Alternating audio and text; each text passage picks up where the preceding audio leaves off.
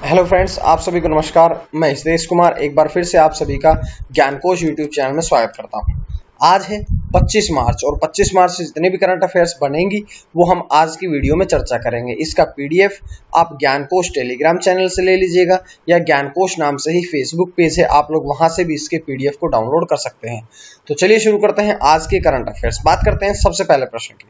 तो सबसे पहला प्रश्न आप लोगों की स्क्रीन पे है कि भारत का पहला पशु एम्बुलेंस नेटवर्क शुरू करने की घोषणा किसके द्वारा करी गई है। तो ऐसा कौन सा राज्य है जिसने कि भारत के पहले पशु एम्बुलेंस नेटवर्क की शुरू करने की घोषणा करी है। तो अब आंध्र प्रदेश राज्य में ये घोषणा करी गई है कि जितने भी पशु है अगर उनको कोई परेशानी होती है, बीमार होते हैं, तो उनकी सुरक्षा के लिए, उनको ठीक कराने के लिए अब पशु एम्बुलेंस की सुविधा भी शुरू करी जाएगी। इसके साथ साथ में इसका उद्देश्य क्या है? तो इसका उद्देश्य है कि पशुपालन और पशु चिकित्सा क्षेत्र को बढ़ावा देना, कि पशुपालन को बढ़ावा देना, साथ साथ में पशु चिकित्सा क्षेत्र को भी बढ़ावा देना। इसमें पशुओं को ऊपर उठाने के लिए एक हाइड्रोक्लिक लिफ्ट की सुविधा भी है, क्योंकि पशुओं को जब गाड़ी में बैठाया जाएगा, एम्बुलेंस में बैठाया जाएगा, तो उसके लिए एक लिफ्ट सिस्टम भी लगाया गया है। और इसमें साथ साथ में राज्य में 1576 पशु औषधालय भी स्थापित किए गए हैं। तो इसके द्वारा पशुओं को और ज्यादा महत्व दिया जाएगा, उनके शारीरिक रूप से उनको स्वस्थ रखा जाएगा। ये मुख्य रूप से इसका उद्देश्य भी है। तो बात कर लेते हैं, क्योंकि आंध्र प्रदेश सरकार राज्य में शुरू किया गया है, तो आंध्र प्रदेश के बारे में हम कुछ बातें पढ़ते हैं। जैसे बात करते हैं कि ऐसा कौन सा राज्य है जिसमें कि 3 राजधानियां हैं। तो भारत में आंध्र प्रदेश एक ऐसा राज्य है जिसमें 3 राजधानियां, सबसे पहले विशाखापट्टनम, दूसरी करनूल और तीसरी है अमरावती। इसके बाद बात करते हैं कि आंध्र प्रदेश में जिले कितने हैं? 13। आंध्र प्रदेश की राजभाषा कौन सी है? तेलुगु। आंध्र प्रदेश राज्य का गठन कब हुआ था? 1 अक्टूबर 1953 को। वर्तमान में इसके राज्यपाल कौन है? तो विश्वभूषण हरिचंदन। और मुख्यमंत्री कौन है? जगन मोहन रेड्डी, जो कि कांग्रेस पार्टी से है। यहाँ से 2-3 प्रश्न और भी इंपॉर्टेंट है कि आंध्र प्रदेश में विधानसभा की कितनी सीटें हैं? तो 58 सीटें हैं। साथ में विधानसभा की 176 और विधान परिषद की 58 सीटें, माफ कीजिएगा। उसके बाद में राज्यसभा की कितनी सीटें हैं? 11 है। लोकसभा की कितनी सीटें हैं? 25। तो इस प्रकार से पूरी जानकारियां जो थी वो इस प्रश्न से मैंने आपको दी है। इसके पश्चात बढ़ते हैं दूसरे प्रश्न की तरफ। तो दूसरा प्रश्न क्या है? दूसरा प्रश्न है कि पाबी एंटी टेरर 2021 सैन्य अभ्यास के आयोजन की घोषणा करी गई है। अब ये जो पाबी एंटी टेरर 2021 सैन्य अभ्यास है, ये किन किन देशों के बीच में होगा? तो ये उज्बेकिस्तान के ताशकंद में आयोजित होगा, जो कि क्षेत्रीय आतंकवाद विरोधी परिषद की 36वीं बैठक के दौरान घोषणा करी गई है। इसमें क्या होगा कि भारत, पाकिस्तान और चीन सहित संघाई देश सहयोग संगठन SCO के सदस्यों के बीच में ये आयोजित किया जाएगा। तो शंघाई सहयोग संगठन के सदस्यों के बीच में इसे आयोजित किया जाएगा। तो इसके बारे में थोड़ी जानकारी पढ़ लेते हैं कि शंघाई सहयोग संगठन जो है ये क्या है। तो इसके बारे में थोड़ी बातें पढ़ते हैं। सबसे पहले तो इसकी शॉर्ट फॉर्म होती है SCO अर्थात शंघाई कोऑपरेशन ऑर्गेनाइजेशन, जिसकी स्थापना 2001 में करी गई थी।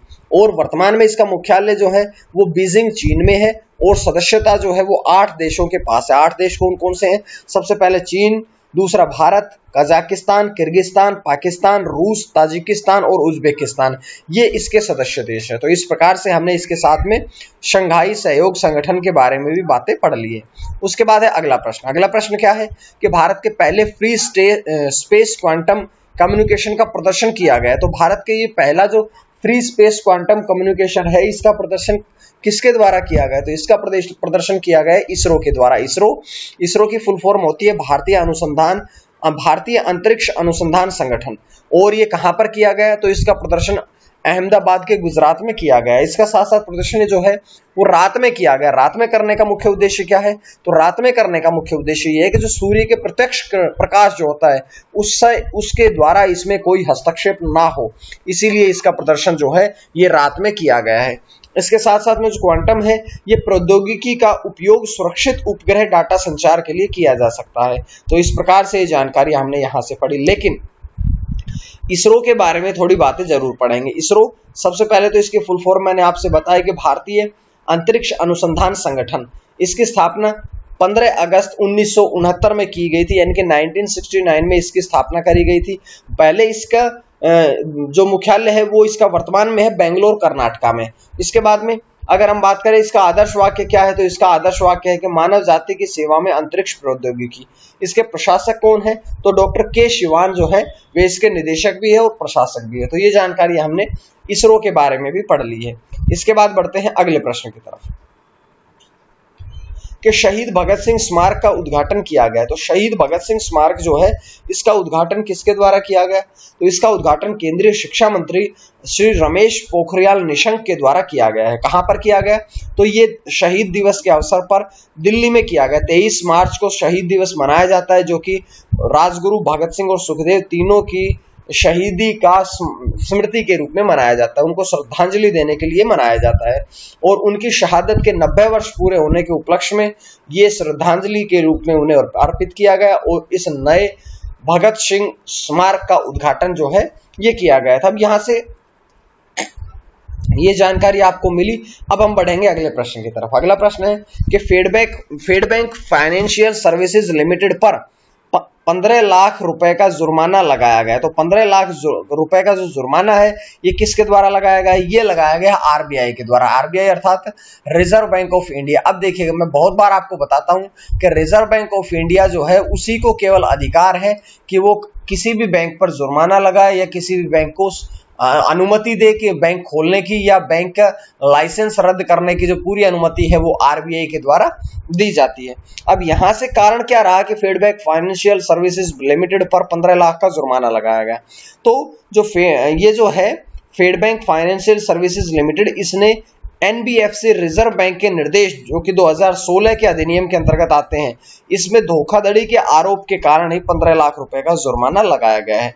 यहां से फेड बैंक के बारे में ये बात जान लीजिएगा कि ये फेड बैंक जो है ये इसकी स्थापना जो है 2010 में करी गई थी, 2010 में स्थापित किया गया था। ठीक है, तो ये इसके बारे में हमने पढ़ लिया है। उसके बाद है अगला प्रश्न। अगला प्रश्न क्या है कि ज्वलनशील पदार्थों की ढुलाई के विरुद्ध अभियान शुरू किया है।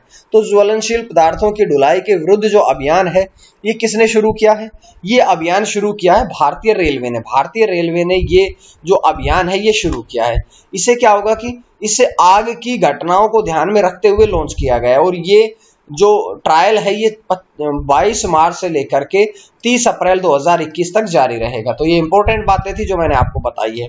अब इसके साथ साथ में भारतीय रेलवे के द्वारा किया गया है, तो भारतीय रेलवे के बारे में हम कुछ बातें पढ़ते हैं। जैसे कि भारतीय रेलवे की स्थापना कब हुई थी, 8 मई 1845 में। इसका मुख्यालय कहां पर है, नई दिल्ली में। वर्तमान में रेल मंत्री कौन है, पीयूष गोयल। तो इस प्रकार से पूरी जानकारी मैंने आपको यहां से दी है।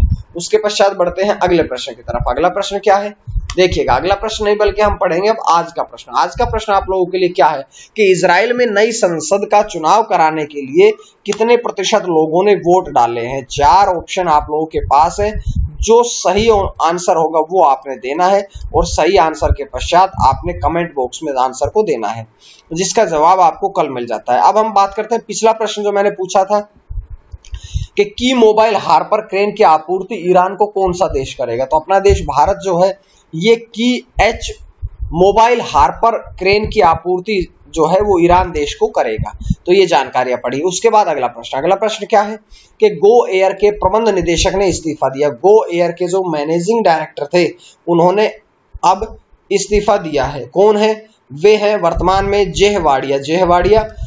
उन्होंने अब इस्तीफा दिया है। साथ साथ में फिर उनके इस्तीफे के पश्चात गो एयर ने बेन बालंडजा को उपाध्यक्ष नियुक्त कर दिया है। तो इसके साथ साथ देखिएगा गो एयर के बारे में भी हम थोड़ी बातें पढ़ते हैं कि गो एयर जो है इसकी स्थापना 2005 में हुई थी और इसका प्रचालन जो है वो नवंबर 2005 में किया गया था। इसके केंद्र मुख्य रूप से 5 है भारत में, मुंबई, दिल्ली, चेन्नई, बेंगलुरु और कोलकाता। इसके बाद बात कर लेते हैं कि इसका मुख्यालय मुंबई में है।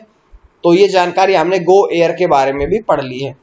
उसके बाद बढ़ेंगे अगले प्रश्न की तरफ। अगला प्रश्न क्या है आप लोगों की स्क्रीन पे देखिएगा कि 18 देशों के लिए अंतरिक्ष में 38 सैटेलाइट लॉन्च किए गए। तो 18 देशों के 38 सैटेलाइट किसके द्वारा लॉन्च किए गए, तो ये रूसी अंतरिक्ष एजेंसी रोसकोसमोस के द्वारा इनका ये सैटेलाइट लॉन्च किए गए।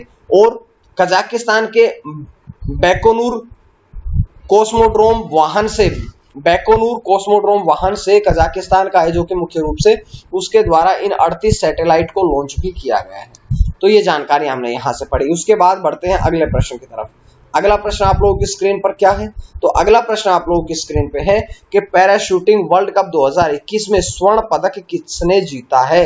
तो ये भारत के पैरा एथलीट सिंह राज ने ये इस कप में स्वर्ण पदक जीता है। और इसका आयोजन कहां पर हो रहा है? तो पैराशूटिंग वर्ल्ड कप 2021 का जो आयोजन है ये संयुक्त अरब अमीरात के अल एन में हो रहा है, जिसमें भारत के पैरा एथलीट सिंह राज ने स्वर्ण पदक जीता है। उसके पश्चात बढ़ते हैं अगले प्रश्न की तरफ कि गोयत्री नामक नया राग तैयार किया गया है। गोयत्री नामक नया राग जो है किसके द्वारा तैयार किया गया है? ये राग तैयार किया गया है प्रसिद्ध गायक पंडित अजोय चक्रवर्ती के द्वारा। पंडित अजोय चक्रवर्ती ने ये राग तैयार किया है और बांग्लादेश के जो संस्थापक जनक है शेख मुजीबुर रहमान, उनकी जन्म शताब्दी के अवसर पर ये जारी किया गया है। ठीक है, और ये नया राग जो है ये राग की रचना के लिए शास्त्रीय नियमों को शामिल करता है, ये इसलिए इसमें ये खास विशेषता रहेगी। ठीक है, इसके पश्चात हमारा आज का अंतिम प्रश्न होता है कि 45 वर्ष के ऊपर सभी व्यक्तियों के लिए कोरोना वायरस टीकाकरण कब से शुरू किया जाएगा?